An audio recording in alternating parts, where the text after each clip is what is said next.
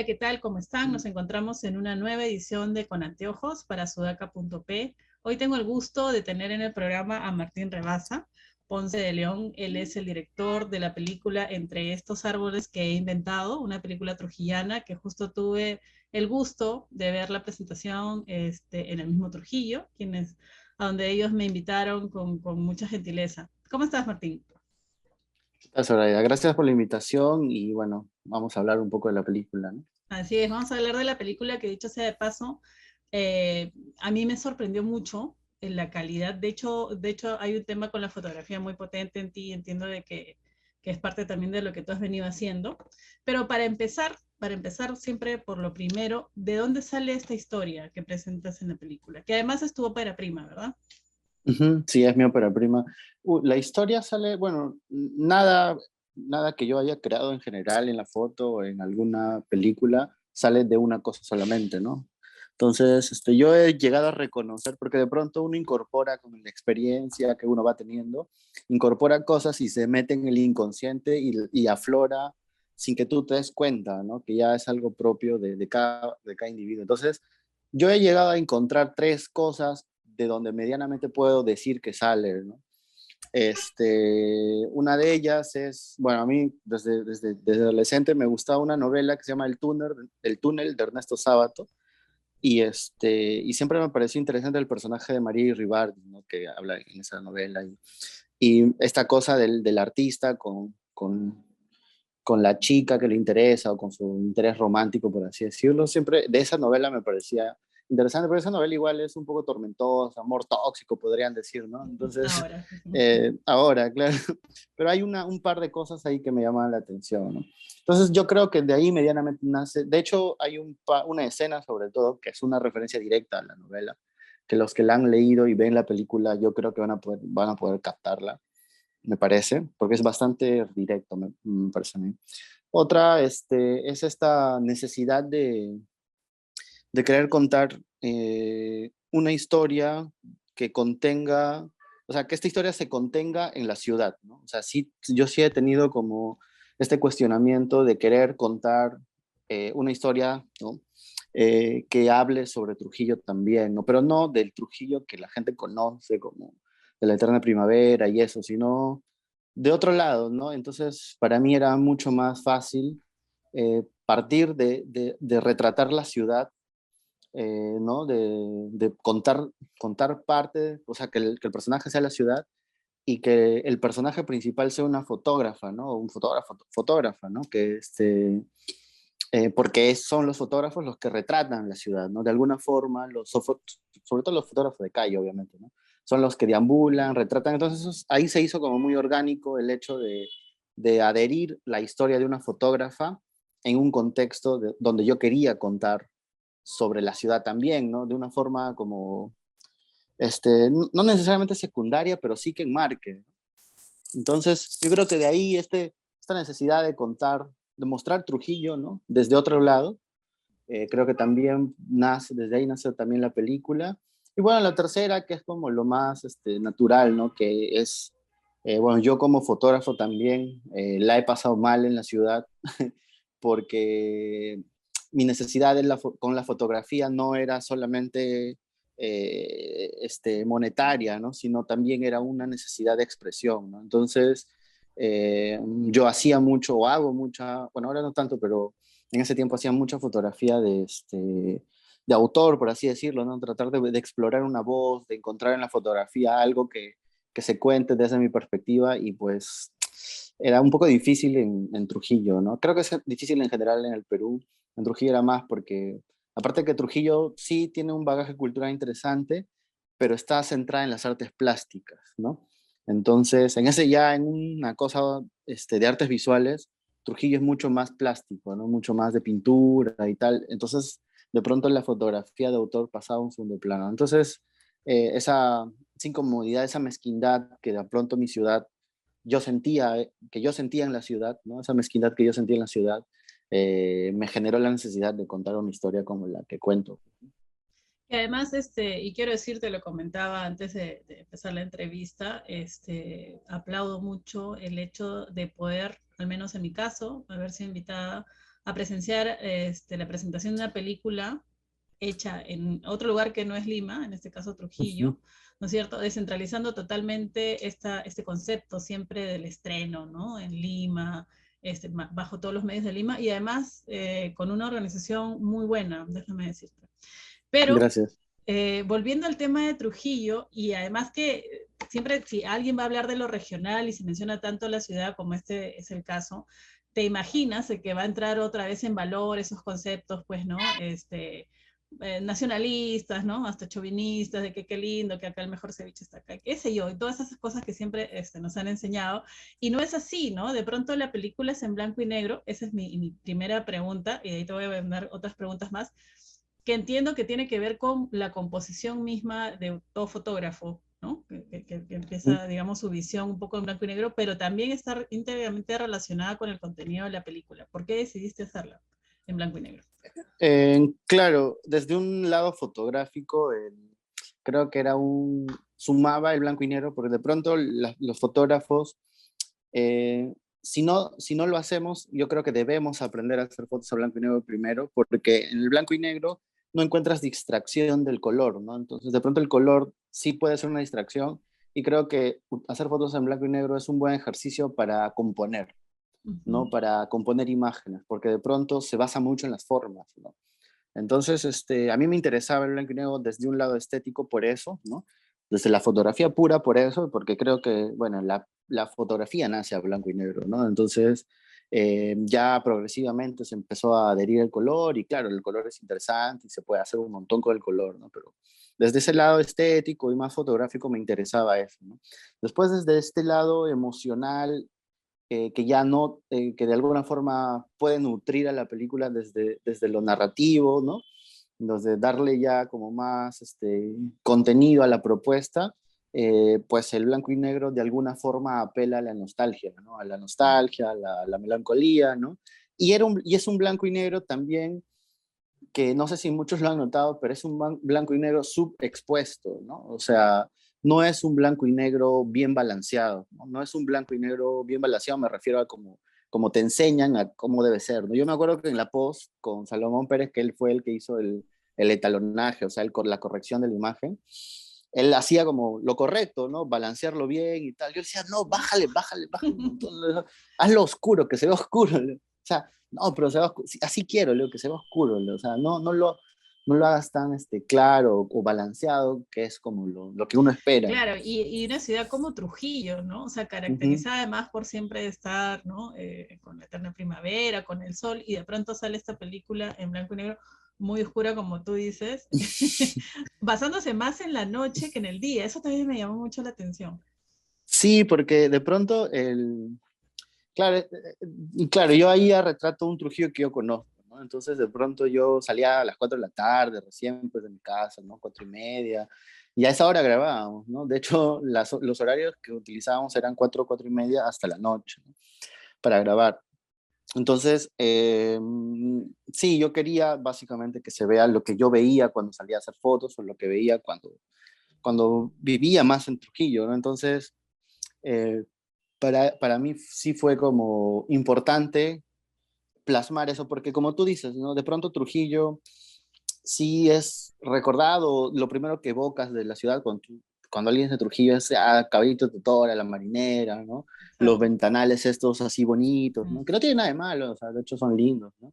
Eh, y claro, el sol y todo eso, ¿no? Entonces de pronto yo no he vivido, yo no siento que he vivido ese Trujillo en todo caso, ¿no?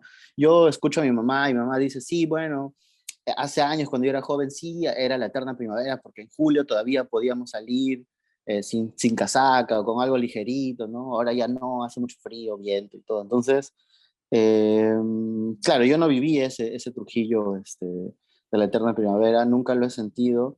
De hecho, hasta un punto yo le tenía como cierta, no cólera, pero sí es como me molestaba que digan Trujillo de la eterna primavera, porque no es eterna primavera esto, ¿no? Entonces, es lindo igual Trujillo, eso no le quita Hermoso.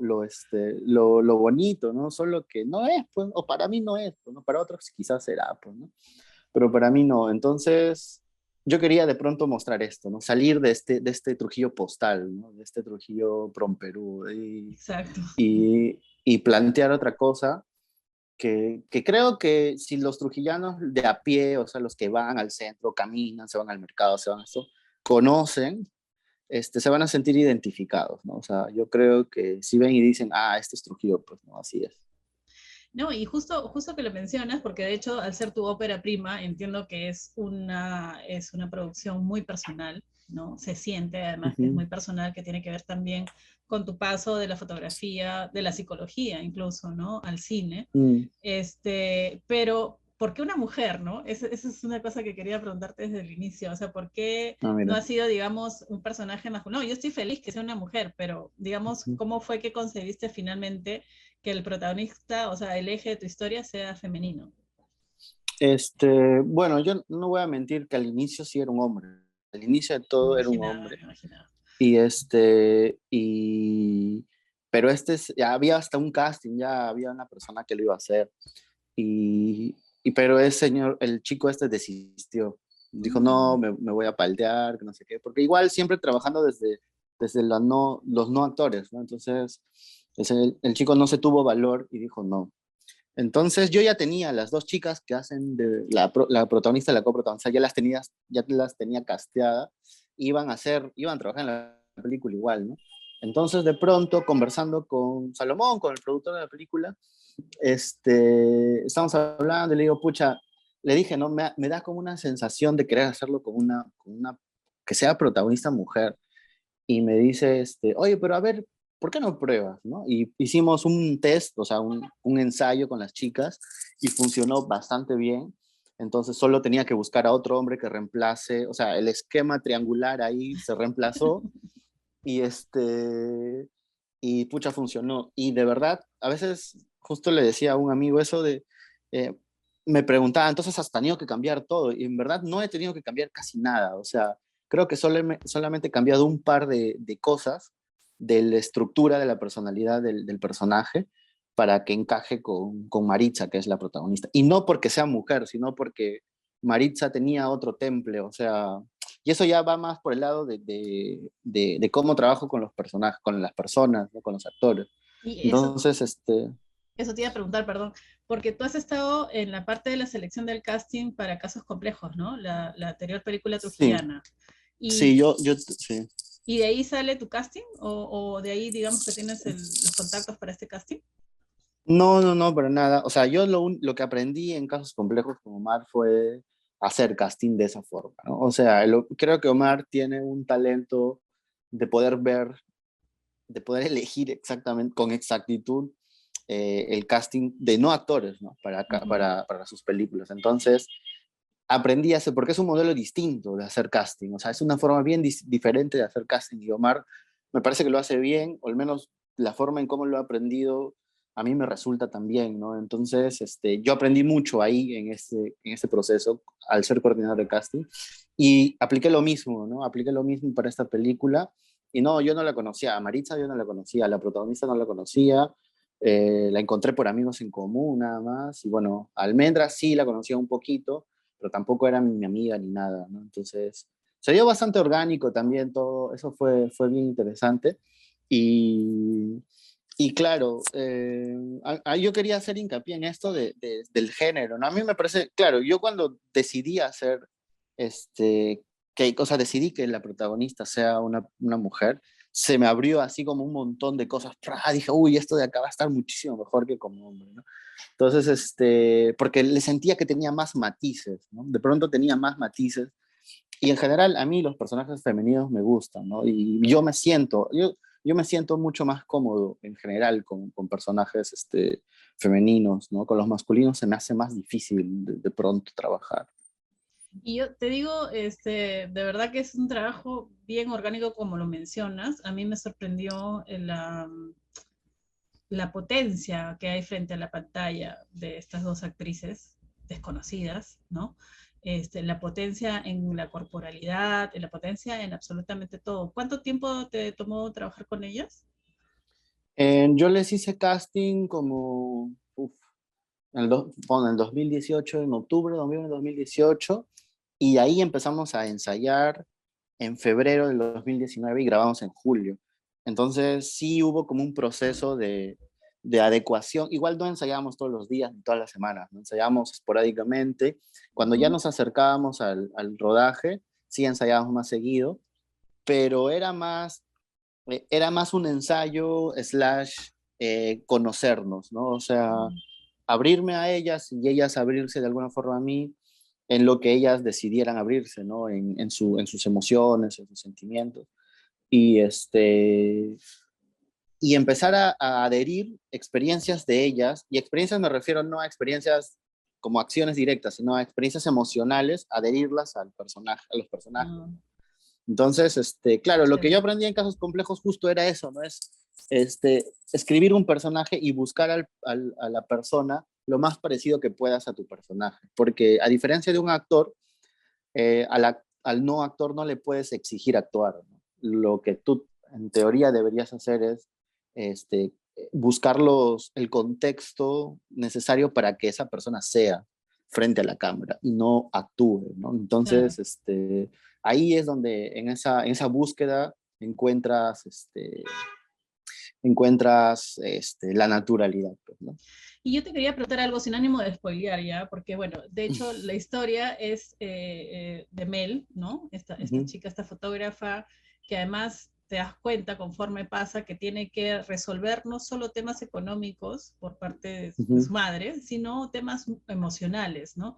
Y al final tú consideras que es una historia de desarraigo, porque hasta eso de matizar la oscuridad en esta ciudad que además es tuya, te generaría, digamos, una confrontación el hecho de dejar, ¿no? El lugar de donde tú procedes para, digamos, emprender una vida distinta hacia el mundo, ¿no? Pero con todos los temas emocionales que tienes aún que resolver. ¿Tú lo consideras que es una historia de desarraigo?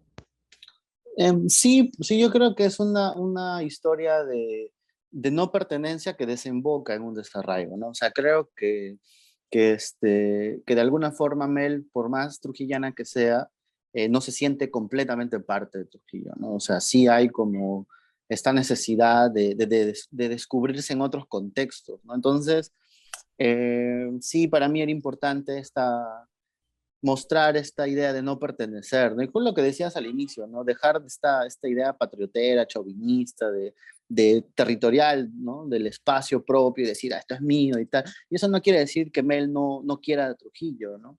Solo que eso no la impide eh, tener una búsqueda por otros espacios o desear buscarse a sí misma en otros espacios también, ¿no? Entonces, creo que sí, o sea, de todas maneras, hay un planteamiento de desarraigo ahí al final, sobre todo. Y hay un tema también que me parece súper interesante, que lo plantea, y no puedo spoilearles, por más que me encantó, porque la gente se rió incluso en ese momento, porque tú estás presentando a una actriz, bueno, a un personaje femenino, que además es muy autónomo, independiente, pero tiene, digamos, sus vulnerabilidades, ¿no? Y de pronto no se muestra, digamos, como en muchos aspectos como una mujer empoderada, pero que no sabe bien para dónde va. Entonces, no la muestras como ese cliché de la mujer fuerte, que todo lo puede, que ya lo tiene todo resuelto y todo está bajo control, sino muestras a alguien de carne y hueso que puede ser muy autónoma y tener claro qué es lo que no quiere, o sea, a diferencia del resto y las cosas que se han impuesto socialmente, pero a la vez tener, o sea, una serie de imprecisiones, ¿no? Con respecto a su vida. O sea, una serie Sí. de limbos, ¿no? Y eso lo hace muy humana, de verdad. Sí, claro, para mí era es exactamente esa la construcción del personaje. Yo no quería caer y yo no lo creo, o sea, yo personalmente, así como ser humano, no creo que seamos autónomos de nada, ¿no? Nosotros sí dependemos, hombres y mujeres dependemos de alguien, o sea, somos seres sociales y esta condición social nos hace depender del otro, ¿no? Aunque querramos, aunque claro, también la sociedad en la que vivimos, en la que estamos, nos está imponiendo de alguna forma esta autonomía que en verdad nos hace cada vez más individuales, ¿no? Por más individualistas, en verdad, y perdemos el sentido de colectividad. Y otra cosa que no me gustaba y no quería en la que caiga esta película era en a pesar de dejar de ver la vulnerabilidad del otro, ¿no? O sea, tenemos derecho a De ser acuerdo. vulnerables, indistintamente si somos hombres, mujeres, feministas, ¿no? Lo que fuese, tenemos derecho a la vulnerabilidad y tenemos derecho A no saber, ¿no? a que nos duele. A Claro, a la no saber, incertidumbre. porque me De pronto, encantó, sí, claro, claro, ese personaje que no sé, o sea, y tienes derecho a no claro, saber, o sea, no siempre tienes que tener las cosas claras, ¿no? claro, entonces, otra vez, ¿no? Vivimos en esta sociedad en donde a los 18 años tienes que estar ya estudiando en la universidad, salir a los 22, trabajar a los 23, tener un máster a los 25, a los 28 ya tienes que estar casado, con hijo, con perro, con casa. Entonces, de pronto, o sea, ¿en qué momento nos ponemos a pensar en nuestro camino y realmente podemos estar tan seguros de las cosas, ¿no? Sobre todo en un momento en donde se abren muchas puertas a muchas posibilidades, ¿no? En medida obviamente de cada uno y del contexto en el que se desenvuelve, pero habiendo mucha información de todo, es muy contraproducente exigirnos certezas, ¿no? Y creo que nuestra generación, bueno, mi generación, digo, ¿no? Yo tengo más de 30 años, se nos ha exigido y se nos sigue exigiendo mucho. Yo conozco muchos amigos y amigas que padecen como ansiedad o depresión por esta exigencia, Claro, ¿no? claro. Y de pronto se nos olvida. Claro, o sea, y el Perú, bueno, igual tiene un montón de matices, ¿no? Hay gente que no puede darse el lujo de elegir nada y tiene que trabajar en lo que sea, ¿no? Pero en medida de lo posible, sí hay esta necesidad de incertidumbre, ¿no? Yo creo que a veces la olvidamos y que eso también nos contrasta y nos hace humanos, ¿no? O sea, no somos absolutos en general, o sea, estamos llenos de matices, ¿no? Y creo que eso es importante tenerlo en cuenta. Sí, es una construcción de personajes bastante rica. Digamos que una de las más complejas que he visto en el cine nacional, te felicito por eso, de verdad. Y hablando de Gracias. temas reales, ¿cómo fue el financiamiento de la película? ¿Llegaste a optar por la DAFO? Sí, nosotros en postproducción ganamos, o sea, en largometraje en construcción, le llamo la DAF ahora, Sí. ganamos el Fondo del Ministerio de Cultura. Yo ya estaba dispuesto a ser mesero, ya a empezar a empezar a, porque la película la hice sin plata, ¿no? O sea, bueno, sin plata, no, sin fondos de nadie, ¿no? Yo tenía mis ahorros y tenía amigos y amigas que me ayudan, que me querían ayudar, no con plata, sino con equipos, con mano, ¿no? Con mano, Genial, así dando claro, una mano. claro. Entonces, y claro, ese es un poco, Trujillo está creciendo cinematográficamente, pero no hay ni una, nada, ¿no? Hay una escena chiquitita de gente que quiere hacer cosas y de pronto esta necesidad de hacer cosas dentro de nuestra precariedad nos impulsa a mandarnos y hacerlo con todo, pues, ¿no? Y de ahí, de alguna forma, Omar Forero ha sido como una inspiración porque sus dos primeras películas, que son Los actores y El ordenador, son completamente, hazlo tú mismo, ¿no? Completamente autogestionadas por él. O sea, me acuerdo que una vez me contó que tenía 500 soles y ya dijo, ya voy a alquilar esto y voy a hacer mi película, ¿no? Entonces, para mí personalmente sí fue una inspiración, Omar, de ese modelo de producción no ortodoxo para nada, ¿no? Entonces, eh, yo probé eso, bueno, Salomón Pérez, que hizo su película En medio del laberinto, lo hizo de la misma forma. Y bueno, yo fui el productor y el director de fotografía de esa película y básicamente éramos tres personas grabando, ¿no? Casi como un Wow. documental. Entonces, yo ya venía con esta cosa de experiencias previas y decía, bueno, esta cosa sí se puede, ¿no? Hay historias que se pueden contar así y que a veces son mejor que se cuenten así, desde mi punto de vista. Entonces dije, bueno, me voy a mandar, no tengo tanto dinero, tengo bueno, estos amigos que quieren hacer cine también conmigo, dentro de ellos Salomón, ¿no? Y así, de la misma forma en que hicimos En medio del laberinto, hicimos Entre estos sabores que he inventado, y solo que, claro, en la postproducción, sí ganamos el fondo del ministerio, ¿no? Porque habían cosas que resolver, ¿no? Claro, un Y montón. bueno, yo igual estaba como metido con mi idea en agarrar y, como te digo, empezar a trabajar de lo que sea para poder, para Financiarlo. poder financiarla, ¿no? Pero bueno, felizmente tuvimos la suerte de ganar y pues así terminó la película, ¿no? Gracias a la AFE. Gracias a la AFO. Y entonces, ahora imagino que, bueno, ya has estado en los festivales acá de Lima, ¿no es cierto? Pero ¿tienes ya una ruta con respecto al camino festivalero que vaya a tener la película? Bueno, hemos estado en los festivales de Lima, bueno, sí, en la Semana de Cine en Lima, hemos estado en el FECIT de Trujillo, Hemos estado, bueno, en el este en Colombia, en Santander en Colombia también. Hemos estado Genial. en Biarritz en Francia, ¿no? Ahora estamos todavía buscando más festivales y mientras tanto estamos haciendo esta ruta de proyecciones acá en Perú, perdón, ¿no? Mostrándola, o sea, la idea es mostrarla en diferentes ciudades del Perú, ¿no? Ya tenemos una ruta, vamos a ir a Chiclayo de acá, a Lima, a Pucallpa, a Cusco, Arequipa, ¿no? Eso Igual justo te entendiendo, iba, sí. perdón, eso justo te iba a preguntar, el tema de la distribución. Porque ahorita justo me estás comentando ya eso sobre que, por ejemplo, se presentan en Trujillo, ahí tienes ya fechas para presentarte en la Católica, ¿no? En el Centro Cultural de la Católica, pero Ujú. ¿esto ha sido, digamos, una decisión tuya o es que se ha dificultado la exhibición comercial? Ah, no, sí, fue una decisión nuestra, sí, mía y del equipo de producción, porque eh, dentro de todo, yo sé qué película hice, ¿no? Más o menos, sé más o menos qué he hecho. Entonces, sé, no sé completamente, no sé cómo es el público, de pronto quizás si me mandaba al cine comercial, la gente iba, no sé, pero medianamente también creo conocer el público peruano.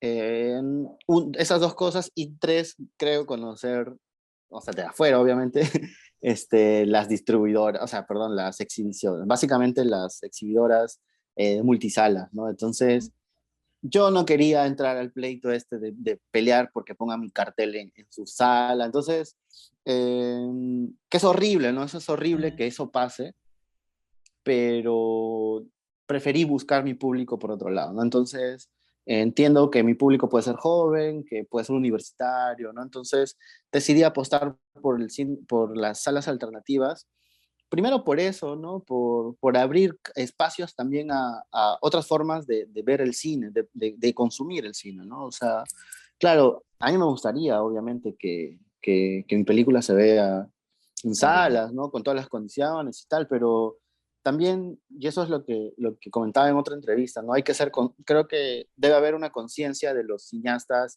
que estamos haciendo cine de autor, por así decirlo, este, de, de empezar a romper estas cosas de solamente ver el cine como solo en espacios como multisalas y asumir el rol también de que en nuestro contexto, en nuestro país, nuestro rol como cineastas también podría ser el de educar, ¿no? Entonces, nosotros tenemos, creo, cierta responsabilidad con formar públicos, porque lamentablemente no nos podemos comparar con públicos de Argentina, de Brasil, de México, de Chile, porque no estamos en ese lugar, ¿no? Y creo que estamos en un buen camino, pero depende mucho también de nosotros, de la conciencia que podemos tener nosotros, los que estamos empezando a hacer cine o los que ya hacen cine, de qué tanto estamos contribuyendo a formar públicos. Y creo que formar públicos de alguna forma es también mostrar las películas en espacios alternativos, en espacios más accesibles,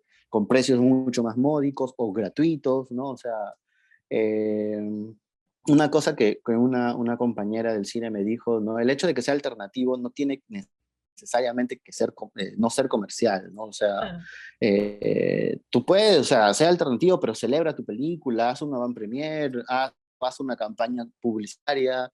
claro. A veces nos negamos estas cosas de lo comercial solo por hacer cosas alternativas, cuando en verdad este modelo de publicidad o de marketing no le pertenece a nadie, ¿no? O sea, lo podemos hacer nosotros también si queremos, ¿no? Entonces, creo que por ahí fue un poco la apuesta y bueno, vamos a ver cómo funciona, ¿no?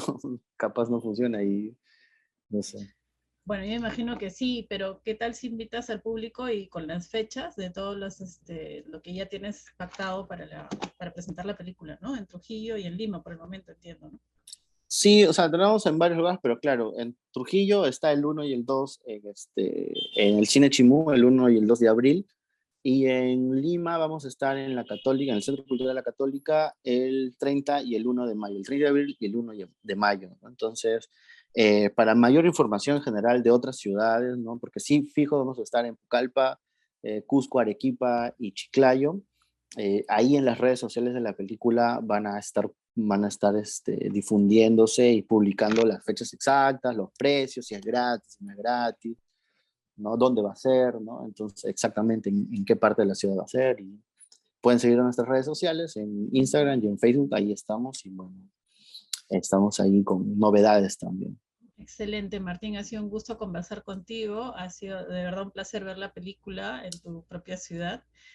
La recomiendo totalmente, es una joya a nivel visual, a nivel de composición, de imagen, todo se nota el tema de la fotografía, pero además la profundidad de los personajes, la dimensión que han adquirido, me parece bastante sobresaliente. Así que espero que vayan a las presentaciones que ya está diciendo Martín y las que vengan, ¿no? Muchos éxitos y nada, ojalá que nos podamos encontrar en otro momento con otro nuevo proyecto que tengas por ahí. Gracias, Soraya. Sí, de todas maneras, espero que así sea. Gracias. Gracias.